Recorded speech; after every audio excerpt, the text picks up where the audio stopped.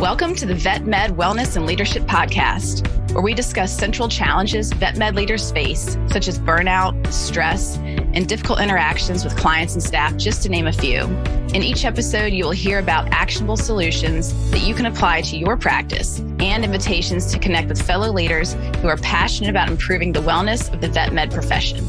By subscribing, liking, commenting, or sharing this podcast, you are helping more veterinary professionals find the resources shared in these episodes. Thank you in advance for listening and supporting this show. I hope you enjoy it.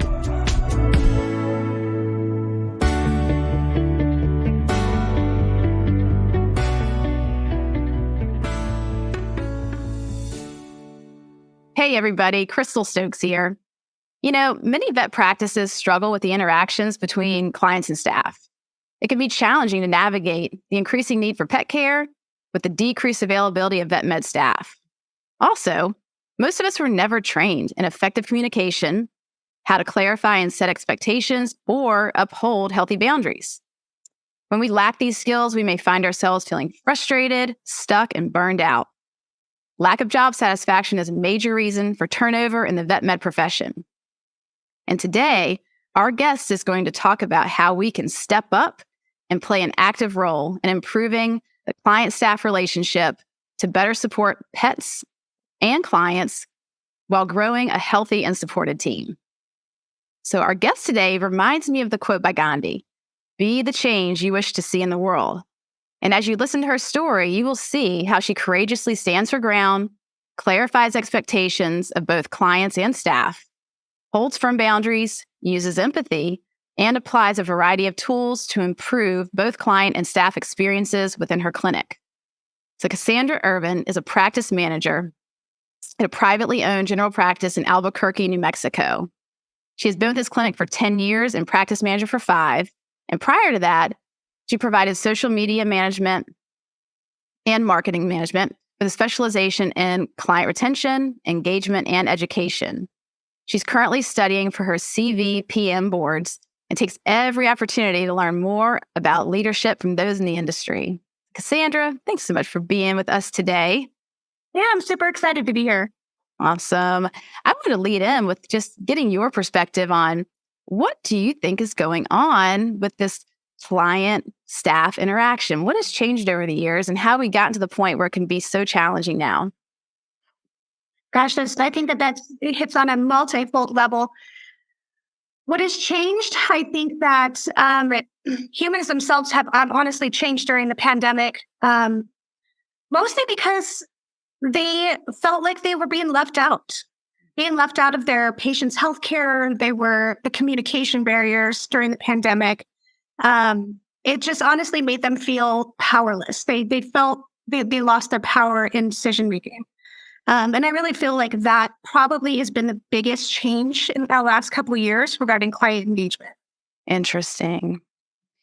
So starting off today, I know in our previous conversations and our back and forth that when we think about, well, where do we start with this? Okay, we have this problem right now that we're feeling is this difficult friction between clients and staff. And what do we do about that? So as a practice manager, you're really right there on the front lines of watching your staff and how they're performing, having to buffer those client interactions and try to make sure clients are really satisfied and happy.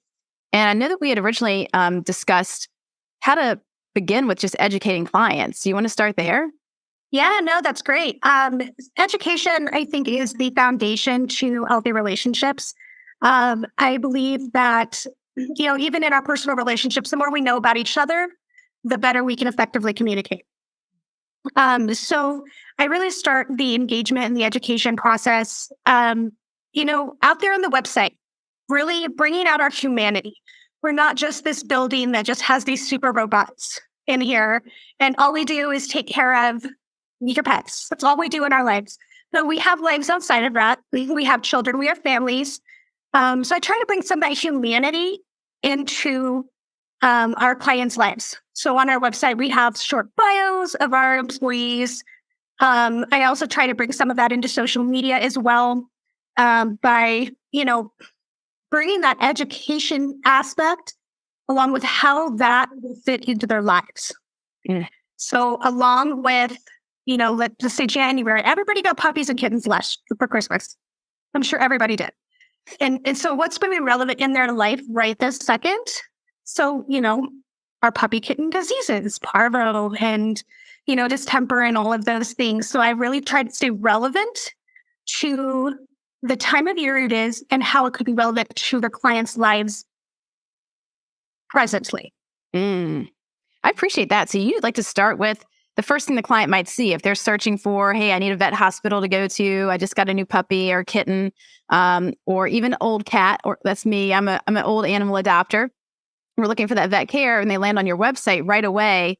They're able to engage with your website and see that, oh, these are real people here. Look at the staff bios. Let me learn a little bit about them and how much, why are they here? Why do they do this work? And then to see snippets of education about what do you need to know that's relevant right now, this time of year for your pet.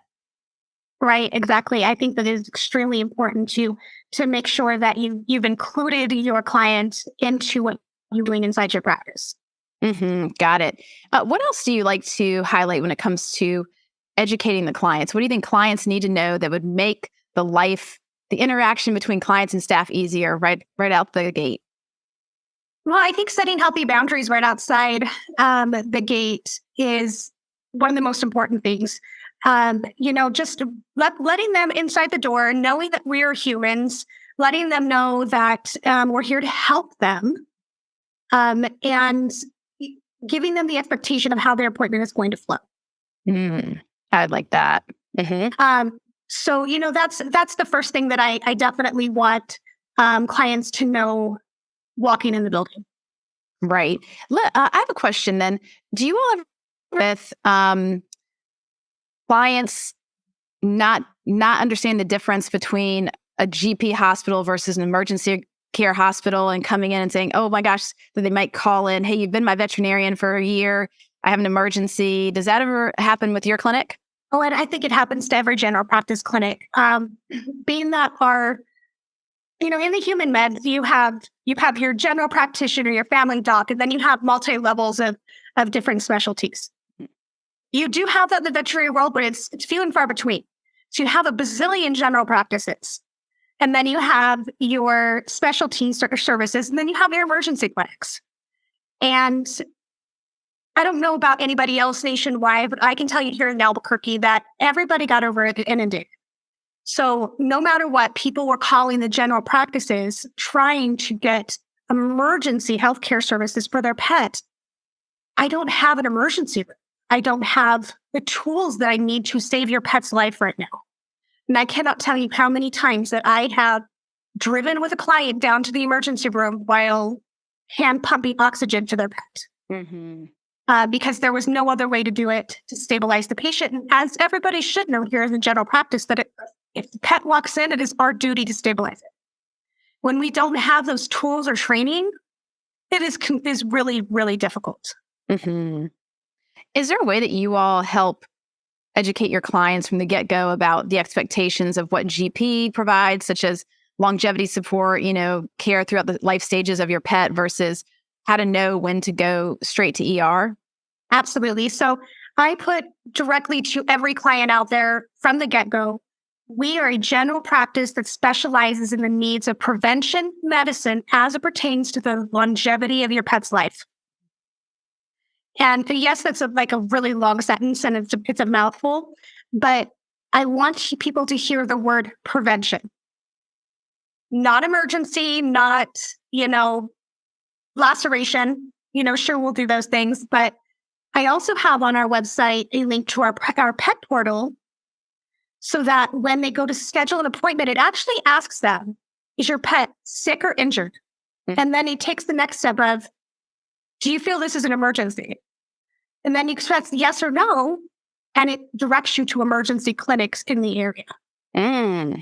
So I am very specific about the services that I can and will provide. There's a boundaries thing again. Right. As well as our capabilities. Yep. So important. I don't want a pet walking in the door that I can't treat or I can't save. Yeah, absolutely. That's hard for everybody. Walk me through when you talk about setting boundaries from the moment a client joins your practice. What would it be like for me? Let's say I just adopted a 15-year-old kitty, and I would like to come in and establish care with you all. Is that first established on the website, or could I just schedule an appointment and come in, kind of green? Walk me through what it's like in your hospital. So you can call us. We're always available, during working hours. And then we also have our website that's up 24/7 that you can also do e-booking from. And through the website, I'm very clear on expectations and boundaries of what we're capable of, what we do, what we specialize in. And if you're looking for that specialty of prevention medicine, then you've come to the right place. I'm also very clear about some of the prevention steps that we take and that we recommend, such as annual blood work, good dental health, things like that, and the costs of those. So I'm like, everything's out there. You have all of the knowledge. Please come in and see us. Great. And if you choose, maybe, hey, they may not be the one for me. It's all right there. You have all the knowledge. And now if you called me, my staff is going to do their best to answer your questions. But if you tell me that your cat is screaming in agony, you're probably going to your 15-year-old cat screaming in agony. They're probably going to send you somewhere else. And I like that about us. So we don't have those capabilities, and we really recommend you do something else. Mm-hmm. So it sounds like you've trained your staff, so they're aligned. So it's on the website, matches the education the staff has been given, so the staff can communicate and be consistent with what's on the website. You're going to hear the same thing from our staff. Now, when it comes to, say I come in for my appointment, how does your staff go about setting those healthy boundaries with the clients, helping them understand functional behavior? How do we engage with each other? Tell me more about how you've helped support your staff and them showing up with professional behavior, as well as how to know, how do I engage with this client? What if something kind of goes off the rails? What are my backup systems? Because we do experience stressful events. It's very, very challenging to come in and have a sick animal, or maybe to have, costs that we didn't anticipate coming up. It just creates that extra layer of tension that can sometimes create emotions we weren't expecting, and they can be very difficult to deal with. So I'd love to hear more about how you all manage that at your practice. Yeah, so I definitely want to touch more on the money talks, here in a few minutes. But, walking inside the door, my staff is going to greet you, and we're going to be excited to see you. We're going to be excited to see your pets. And I will tell you that our practice, that we do have 4 generations of humans coming in these doors with their fur babies. And we love that. We love that we're going to go, hey, we know you, we love you. Or the new person walking in the door, we're going to treat you with that same courtesy. Please come inside, put your pet on the scale, we're going to check you in, have a seat, and then they actually give a name. Patrick is going to come and get you in a moment. Mm-hmm. So, to me, that is something that is very personal. You're putting that personal touch on your appointment. That person, or hey, someone's going to come get you in a minute. Well, now you don't have a face, you don't have a name, you don't have that. There must be a robot back there taking care of my pet. So we definitely get a name. Patrick or Leanna are going to come out there and come get you in just a minute. Now, yes, do we have the occasional grumpy client that has been waiting 20 minutes because we got behind? We listen. And I really try to teach my staff active listening techniques. So, yes, sir, I understand that you're frustrated that we are running behind. Let me go back and find out what the issue is, and I'm going to be right back. People want to hear not only that you are trying to solve the problem, that you're actively working to solve the problem. They also want to hear humility that maybe you're wrong. Maybe you are behind, and I'm sorry. Mm-hmm. I'm sorry that this is happening to you. So we're also bringing that humanity back to the human that's in front of us as well. Just, you're not just a client. You're not just a pet owner. You are a person, and I respect you and your feelings. Mm. I really appreciate that, how you have your staff take ownership. Like, we own it. We are behind, and we want to do better. Let us try to resolve this as quickly as we can, but we own it. We messed up. Yeah. Mm-hmm. Yeah, we messed up. And, I recently had a situation at my clinic that we did really mess up. And I walked in there and I said, ultimately, ma'am, this is my fault. And she said, you didn't do it. It's my staff. It's my building. Yes, I did. Mm. And that is all that woman needed to hear. It is all she needed to hear. She took a deep breath and she said, thank you for hearing me. And from then on, it was fine. The situation was fine. Now, 4 of my staff members got yelled at before I walked in the room and said that. But all she needed to hear was that she was heard. Oh, yeah. And that's the waiting room all the way to checkout. Mm-hmm. And bringing back that money talk again, walking in the room and we're going to do XYZ to your pet. Today, we're going to give vaccines. We really recommend blood work. And then you're bringing out an estimate that's $500. And, a nationwide practice managers out there, I know that you can relate with me that a full set of vaccines and blood work and a heartworm test and heartworm prevention, the client's walking out the door spending between $500 and $600 on one animal. And that is a difficult pill to swallow. Having that money talk, regardless if it's a prevention appointment or a sick appointment, it's going to cost this, has been something I think that we're all struggling with in vet med right now, of how to have that talk. Mm-hmm. That we want to help. This is what it's going to cost. And I really recommend every practice out there have some sort of financing option. Not in-house financing option, a third-party financing option. Mm. And to be able to offer your clients that does not put the financial burden on you as a practice, but puts it on the client. You're putting that financial burden back on the client and not on the practice. So having the money talks, I really, I can't stress it enough to be extremely honest and very detailed on your estimates, for sure. And don't be scared. Don't be scared to walk in there with that $1,000 estimate and go, eek, I'm really sorry. I'm really, really sorry right now. No, walk in there with confidence because your time's worth money. Mm-hmm. Yeah, it's such a good point. I want to also point to I had a previous podcast guest on that I really loved this additional layer that they added on, which was taking time when you establish a new client or a client comes in with a new pet to have a very focused and specific talk about the likely costs of ownership throughout time. These are going to be the average costs of the preventative care, kind of the top notch if you're going to do the dental every year, all the way down to like average cost. Yeah. Mm-hmm. And then to say, also keep in mind, just like us humans, we all get sick. It's very likely that your pet will have some kind of acute illness and then illnesses, as they age. So planning for later end of life stages and the costs that will be associated with that, and then informing them of their options, such as the different types of insurance, how to manage that, it may be worthwhile to find a way to educate the clients. And I understand that a big challenge is really time. Like, can we have a technician spend 30 minutes relaying all this in a way that they really understand? Because it's one thing to talk to a client, to talk at a client, and you can tell their eyes are glazing over, they're not taking in any of this, or to hand them a stack of documents they take home and throw on the counter and never read. I think the challenge is really around how can we actually communicate this information in a way that's absorbed?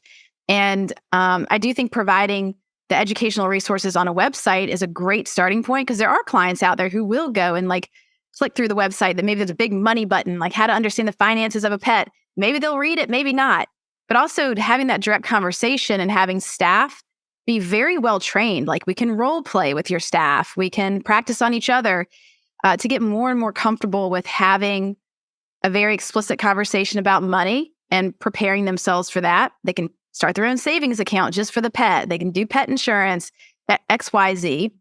But I do find that technical staff are often quite intimidated with having these conversations at first. And if we can expose ourselves to it after maybe 10, 20 repetitions, it does become easier.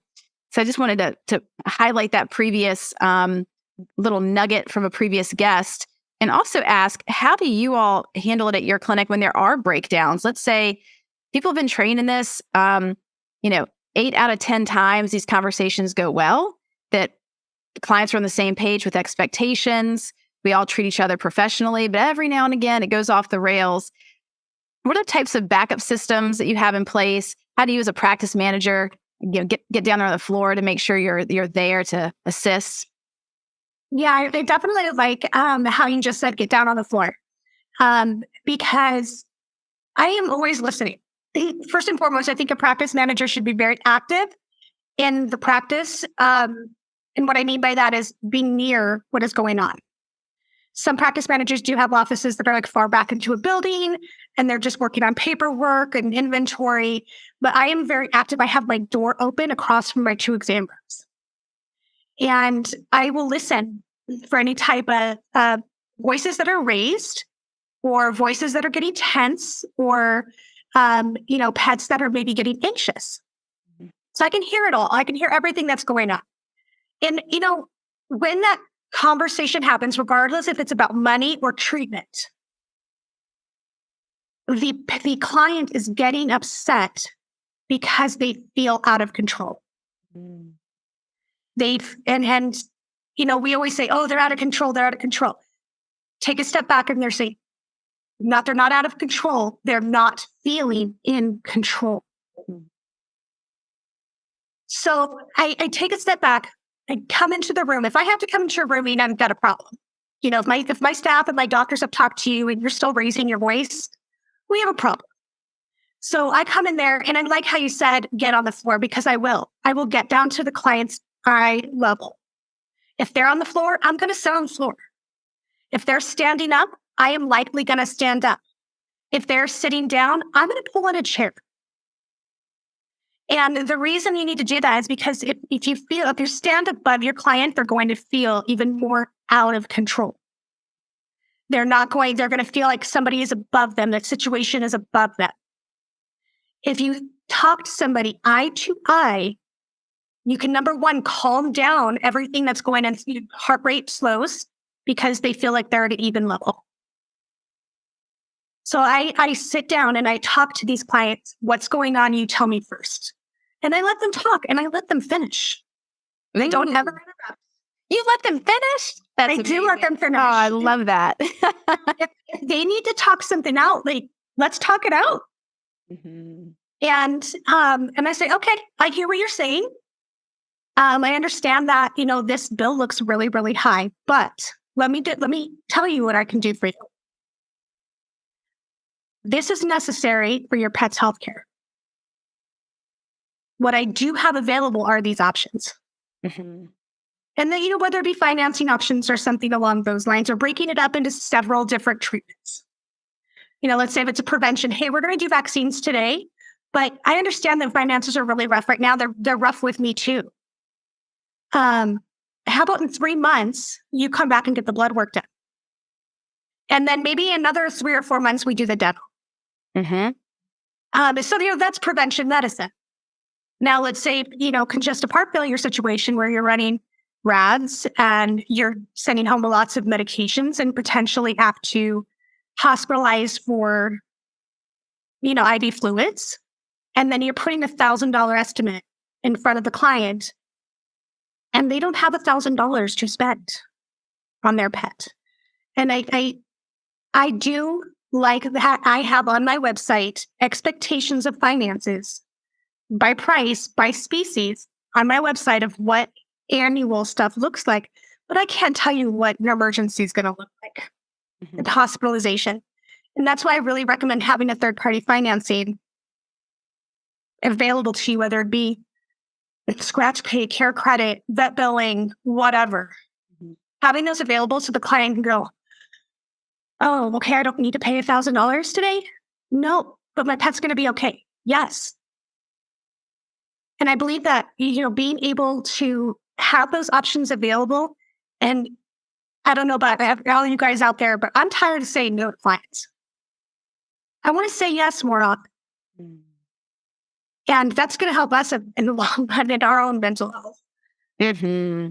So it definitely has been a challenging time. I noticed that the clinics that I work with are still recovering from everything that happened during the pandemic. Things are still there's some clinics still have masking. Some clinics are still using some curbside. There's a lot of the changes that occurred during the pandemic are still lingering. And a bit of I guess the exhaustion and a sense of being understaffed and really trying to meet all the demand. I still see a lot of that pressure on people. How do you have any, stories from your experiences of that transition during the pandemic and out of the pandemic that also highlights how to help support your team and clients in really having a good relationship? Yeah, absolutely. During the pandemic, we went through a lot of changes very quickly. You went in and out of curbside, in and out of wearing masks, in and out of being able to be open at all. Some of us had to, be closed. Um, and the anticipation of the unknown makes everybody on edge. And nobody knew what was going to happen tomorrow. Now, I will tell you that everybody at home decided that it was a great time to get a pet because they're home and they could pay attention to that pet. So the need for veterinarians went from, 10 patients per veterinarian to 700 patients per veterinarian per capita. And I mean, yes, I'm probably exaggerating just a little bit, but it went up dramatically. And not only that, our emotions were high, and a lot of veterinary staff decided this was not the place for them to be. So we have a shortage of staff, a shortage of veterinarians. During curbside, the biggest problem that we had was communication barriers. And I did everything to try to make sure that the client felt that they were communicated with. To the staff walking outside and talking to their car 6 feet away, to cell phones, to Zoom meetings, to telemedicine, anything. And we purchased so many pieces of equipment to make sure that the client felt engaged in their pet's healthcare when they couldn't come in the door. And then we had more change. We went to non-curbside, but masked. Oh, you guys are that clinic. You're requiring masks. So then you had, not just aggravation about the pets, but aggravation about political choices. And people were not understanding. And I will tell you, and I'm not scared to tell you, that I have fired more clients in the past 2 years than I have fired in 10. And it is okay to tell a client that I no longer make you happy here, or you're not happy here. I think you should go find somewhere to make you happy. That fits your needs better. I think always setting, those expectations ahead of time and letting clients know these are our rules. And I really encourage you to use your websites as a tool of what is happening inside your clinic so they can be prepared when they get there. So, we've got to change that current culture. I love that. Can I ask too, let's say that a hospital has this sort of external facing client side, like their website is up to date, constantly having updates, and they're really doing their best to provide as much education to the clients as possible. Can you speak just a little more to the staff side? Let's imagine, a clinic that maybe they have a lot of new staff that's been recently hired. They've come from other clinics that had other processes and ways of engaging with their clients. And how do you recommend going about really helping your staff unlearn maybe bad behaviors that didn't work with clients, or have awareness around how to engage with the client? Because I'm thinking back to when I was a technician, and also just in any position I've worked that was client facing. I think a lot of us come into the working world with, the ways we learn to engage, whether it was, in school, from our families, anything, and that our past experiences inform how we operate now. And if we've never really been trained on how to have an authentic exchange, how to create a sense of safety, how to stay grounded within ourselves, even to know where our boundaries may lie. I think that I see staff that come into work situations and they feel like they don't really have a template to run from. They don't know the clinic's overall policy on certain things. Like the front desk might have one set of policies, and then technicians think they know one, and doctors have another. Nobody's on the same page, and it can feel really disjointed and creates a lot of anxiety. So it's a long way of me asking, tell me what you all do on the staff side. Lots of training. The best employee is going to be the one that is the most informed. And good client relationships come from educated employees. So we require continuing education. We want you to learn. Like, don't go in a room and, oh, well, what's wrong on that blood work? Oh, I don't know. Let me go find out. That's going to make me feel very uncomfortable as a client. I want my staff to walk in there 100% knowledgeable of what they're doing, what they're recommending, and how to implement it without stuttering. They know what to ask and the whys behind the asking. And if you don't know your why, then you are not going to be able to have an effective communication with your client. You can stand there and put your hands in front of you and kind of look down and let them talk at you, or you can be fully educated and talk with them. Mm. So staff education is the number one thing that I can honestly tell you that is the best way to have effective communication with your clients.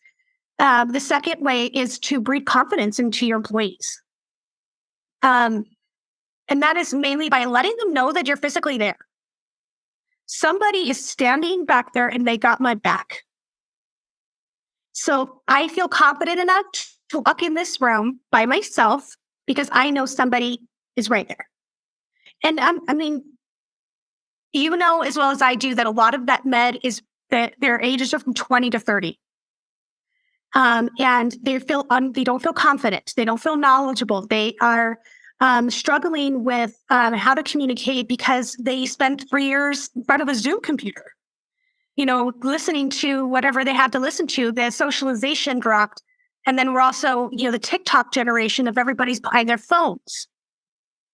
And talking to somebody physically in front of you can be very intimidating. Sure. So knowing somebody's got your back. So breeding that confidence that I'm right here. You got this. And also having that open door policy of that appointment was really, really hard. Can I come in here and talk to you about it? Mm-hmm. And I'm like, yeah, let's do it. Let's talk. Tell me how you feel. And then I'm going to give them pointers on how to change that in the future. So I really recommend having that open door and really listening. Mm-hmm. Oh, you melt my heart. I love all of this. I think that what you're speaking to as well, we do spend a lot of time, and this is not unique to vet med. In most professions, we spend a lot of time in teaching the hard skills, like how to understand the science and the medicine and explain to them what preventive care means and what the blood work means and why. And that stuff, I think, is in a way relatively easy to learn. It's book knowledge. It's something that can be easily translated and understood. The softer skills are where I think we lack very, very often. I've worked with many, many very talented technicians and doctors who are so incredibly gifted with knowledge, but they fall apart when it comes to the human-to-human experience because it feels uncomfortable. Many of us go, they enter vet med, we do so because we're more comfortable with animals than people. And that's something to address. I'd really like for professionals to know that you can feel just as comfortable with people as you do with animals with practice. It's really about the exposure and the repetition. And I'm very passionate about teaching the softer skills of how to learn to engage with each other in an authentic way that feels much more effective and more comfortable. I'll give a little mini one to people listening today in case you're like, oh, give me one of those. You actually kind of already mentioned it today when you talked about getting on the same level, like coming down on your knees if they're on the ground or, standing if they're standing. Another one is around mirroring their affect. So if a person talks slowly, you talk more slowly. If a person's animated, you try to pick up the pace with them. If you notice that they really are data-driven, they like to have info, you might share more info. If they're more feeling-centric, they're expressing a lot of emotion, then you can meet them there with emotion. So there's this way of sort of just mirroring what they're doing. It's very calm to the nervous system, and it helps us feel more aligned with each other. Like, oh, we're simpatico, we're getting each other. And I also like to work with clients on my clients in vet med around just slowing it down, like taking a breath and being aware of how we're feeling on the inside and going, oh gosh, I'm feeling kind of scared right now. I'm feeling pretty intimidated. How can I take care of me? Take a couple breaths. Maybe need to take a moment. Maybe need backup support just to slow it down and know we're all just practicing here. There's no perfection. We make mistakes all the time. We're allowed to be humans. And I think I love the message you had in the very beginning about, bringing humanity back to the humans, which is really a beautiful, tender statement of, we're all just humans here having a human experience, and life can be very difficult and scary.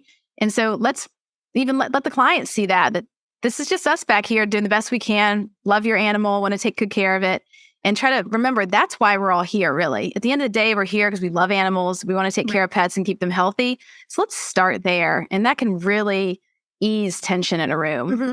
Yeah. And often I do a little bit of CE regarding communication. Mm-hmm. Like I'll throw in the CE of how to have the money talk. Or I'll throw in a CE of how to deal with a difficult client. And I hate using the words difficult client. Everybody is difficult.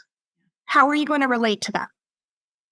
So yeah, I'd like to throw in those kinds of educational opportunities as well. But yeah, I think that we've got to be able to, if we walk in a room and this is getting intense, go, Mr. Smith, give me one moment.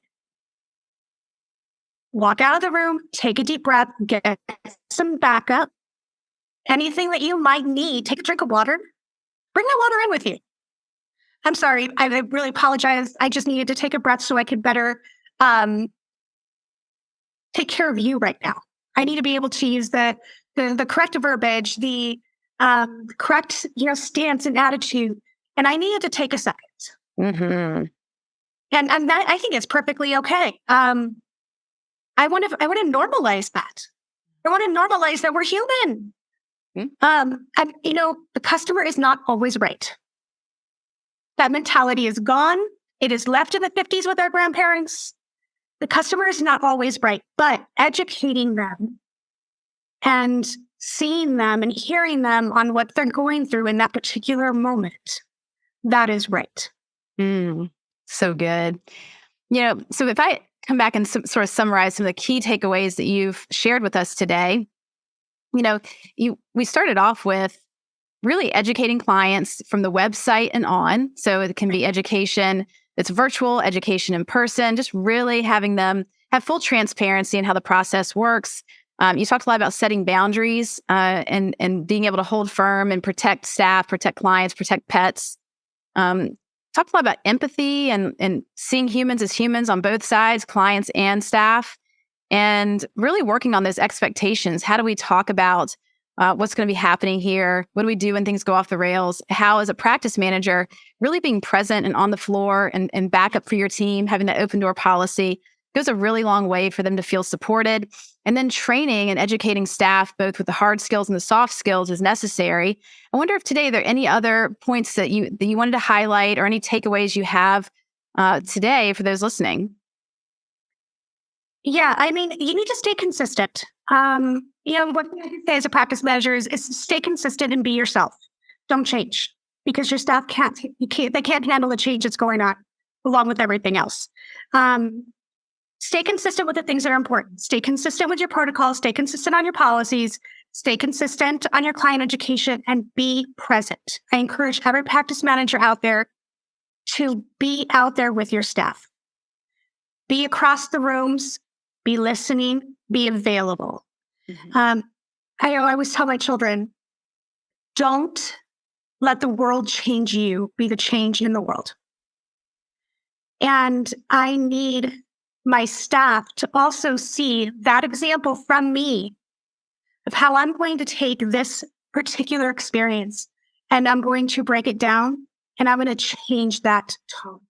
Mm-hmm. I'm going to change the way this whole situation is going to work out by paying attention to my client or to whoever I'm talking to and feeling that empathy for them and being able to break it down the way the client needs. So well said. And I think coming back to the way we started this podcast, which is that if we're struggling with feeling really stuck and that burnout starts to creep in, we feel like, oh my gosh, this situation in my job, I just don't see a way to change it. I feel like it's difficult day in and day out. It's a real grind. I hope that by listening to this today, you can start to get some ideas of how you can make changes, to take some power back, to assert boundaries, to have empathy for each other in this difficult time that we are in vet med, but to know it's not hopeless. And those signs of burnout can be overcome, and getting some agency back and some willingness to make some courageous moves is really necessary. And I'm So appreciate you coming on today and sharing this kind of message of hope. For those listening today that may want to learn more, connect with you, and just be in touch, what are the best ways for them to find you? Sure. So my email address, as well as LinkedIn. I'm available on LinkedIn. Of course, you can always go to our website. And I believe Crystal's going to post that down here at the bottom. That's right. Yes. All three of those, LinkedIn, email, and the practice website, will all be linked up in the show notes, so you don't have to try to spell it out on a podcast. Yeah, my name's long. It is long. Well, Kassandra, I so appreciate you being on today. It's been a real pleasure. Yes, thank you so much. Thank you for bringing me here. Thank you for joining me today. I hope that you feel stoked after listening to this episode. And as always, I would love to hear your comments and feedback. Is there a topic that you want to know more about? Please let me know. And thank you again for subscribing and sharing your favorite episodes with others. It really means a lot.